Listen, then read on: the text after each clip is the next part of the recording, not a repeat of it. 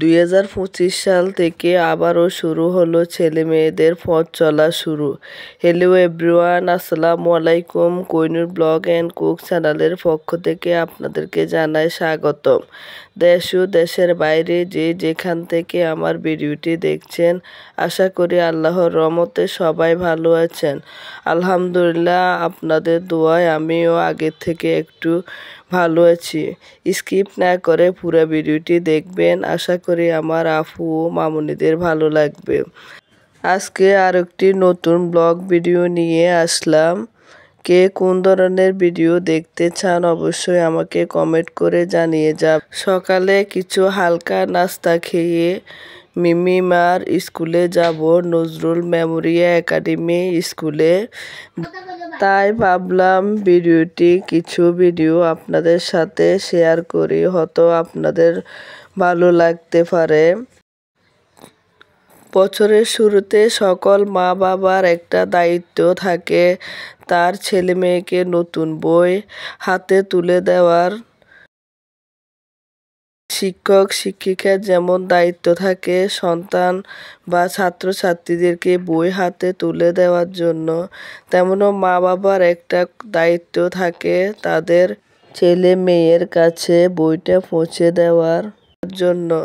অনেক সন্তান হয়তো বাইরে বেড়াতে গিয়েছে বা নানুর বাড়িতে বেড়াতে গিয়েছে, মারা কিন্তু এসে বই নিয়ে যাচ্ছে। আমার সাথে আমার মিমিমা ওই স্কুলে আসেনি, কিন্তু আমি এসে বইটি নিয়ে যাচ্ছি বাসায়।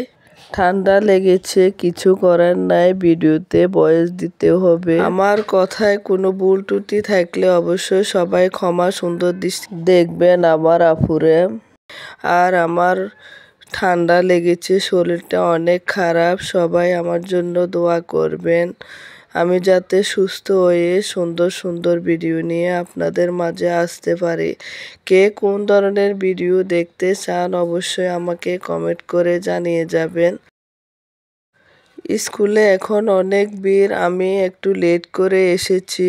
10:30টার দিকে, বই দেওয়া শুরু হয়েছে 8টার দিকে, এই জন্য স্কুলটা অনেক ফাঁকা। সবার আগে আসলে স্কুলে অনেকক্ষণ বসে থাকতে হয়, বই নিতে সমস্যা হয়, এই জন্য একটু লেট করে আসলাম। বাসায় এসে মেয়ে বলল বিরিয়ানি খাবে, তাই বিরিয়ানি কিছু ভিডিও আপনাদের সাথে শেয়ার করলাম। এই বিরিয়ানিটি রান্নার ভিডিও কে কে দেখতে চান কমেন্ট করে জানিয়ে যাবেন। আমার মিমিমা নতুন বই পেয়ে অনেক খুশি, বইগুলো খুলে একবার দেখে আর হাসে। আম্মু নতুন বই দিয়েছে স্কুলে।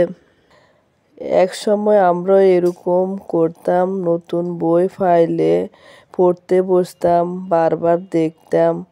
আসলে ছেলে মেয়ের এগুলো দেখলে আমাদের পুরানো সব স্মৃতি মনে পড়ে যায়।